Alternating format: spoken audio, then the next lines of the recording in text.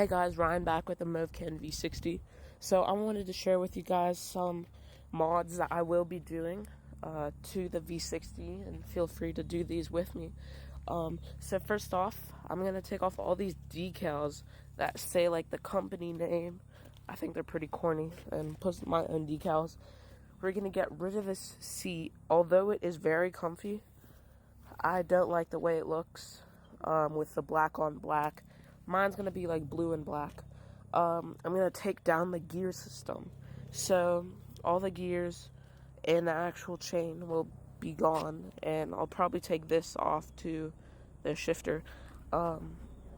Another thing I really want to do is I want to make these pedals into pegs. I'm going to get my own pegs, take off the handles, like the arm for the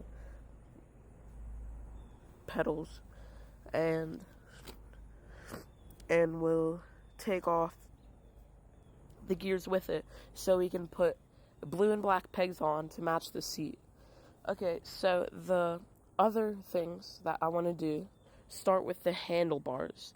These things are honestly not too high up. I kind of want to raise them like 2 inches, and I want to get rid of this design. This thing looks ugly, like a U-shape handlebar. Like, I don't like that. I probably want a straight pipe going upwards, not this weird diagonal thing that's going on. I'm definitely getting rid of these suspension.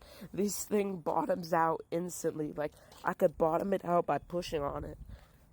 Yeah, this thing sucks for trails when you're using this suspension, but the back suspension's amazing. I'm keeping that. So the front isn't that good for trails. Definitely getting hydraulic disc brakes. They're alright. I mean, they're super loose though. Even when I tighten them, like, they don't get tight, honestly.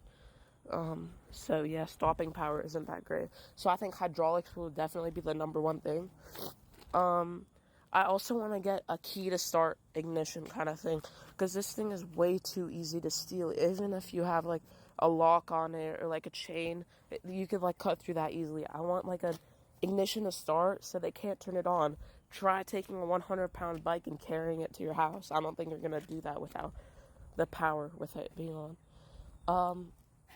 Another major thing I want to do, I want to get rid of these grips. These things look ugly.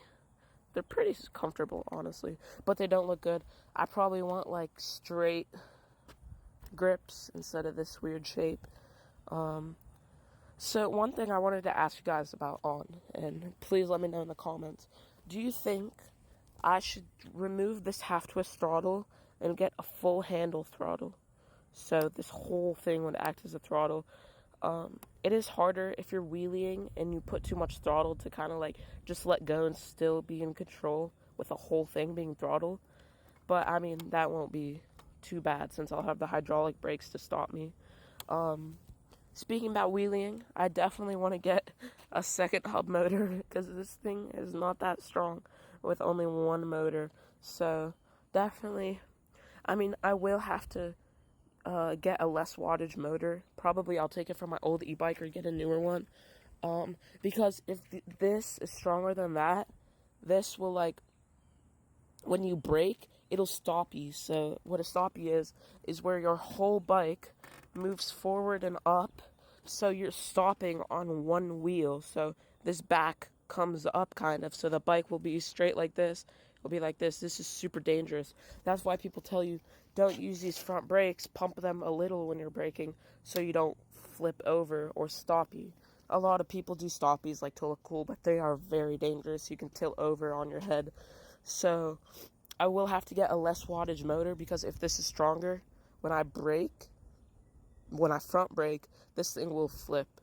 So if this is peak 1500 and base 1000, I'll probably get like a base 500, peak 750 to 1000, which I have on other e-bikes. So I'll test them out with the other ones, and then if I like it, I'll get the new hub motor. So that's about it besides the battery. It's really hard to, change batteries when this thing is made perfectly to fit.